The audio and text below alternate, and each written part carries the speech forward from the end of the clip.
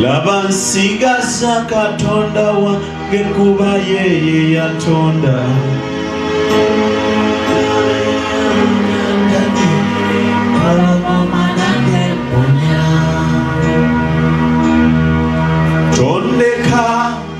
Tondeka Mukama gwe ssuubi lyange,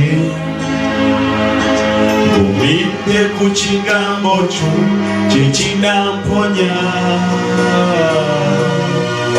Laba bwe ntambula bweti mu kisikirize ky'olumbe, Mukama yawonya eby'empologoma nange mponya. Nonya gawenga masomo, kunonya nabo omukwano gwo nange njagala, nange njagala kwate ku munagiro gwo, era gwe nekulukuta Yesu leero ekome. Tondeka Mukama, tondeka Mukama gwe ssuubi lyange,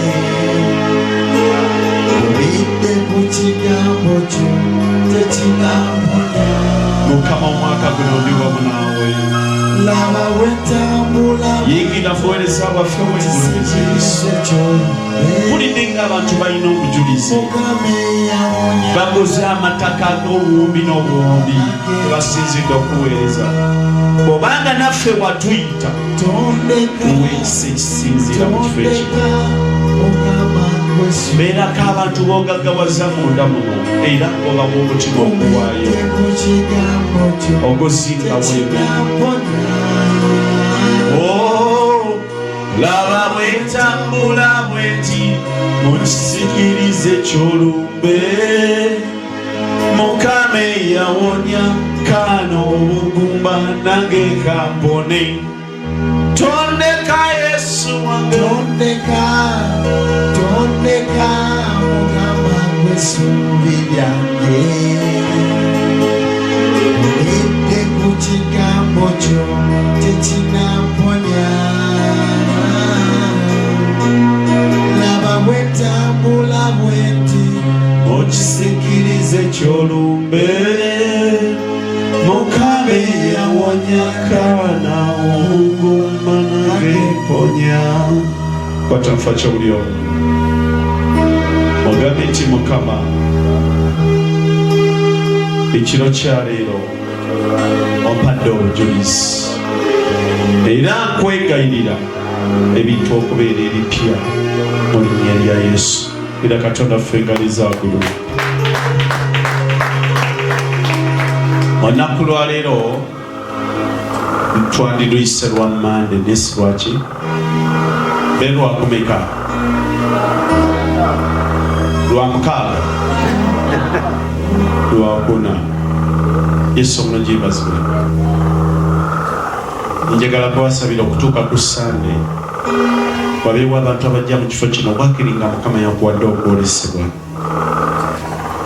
Mukama ng'akuwadde engeri eyita mu kintu ekibadde ekinene.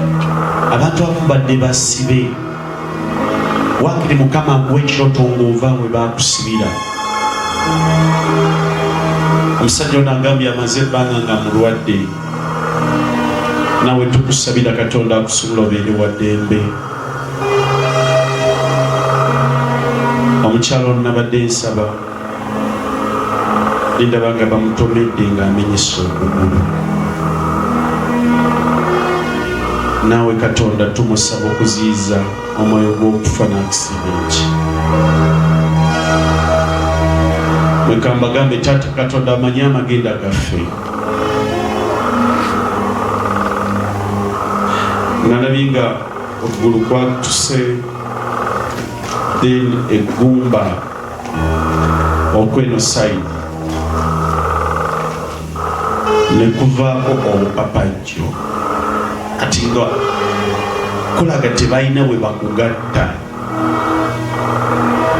olw'ensonga nti bwe kwakutuseemi ate kwavuddeko bupiisi nga bonaogamba nti ekintu ekimenye nekivaako bupiisi nga busatu nga butini kati nga buzibu bwakuzza naye Katonda ow'amaanyi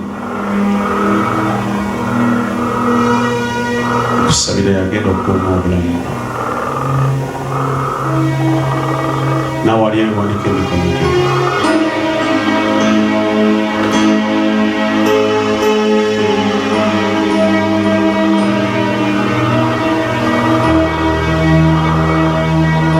ogambe nti Yesu osobola okwogera bugambe nti Yesu nkwegayirira omwoyo gwa aksidenti guziyiza ku bulamu bwange omwoyo gw'okufa n'okufiirwa musaza mu nnyumba yange musaza mu maka gange musaza mu ngendo zange n'eri obulamu bwange nina okubeera omulamu mu linnya lya Yesu yimirira ku magulu go nyabo kwata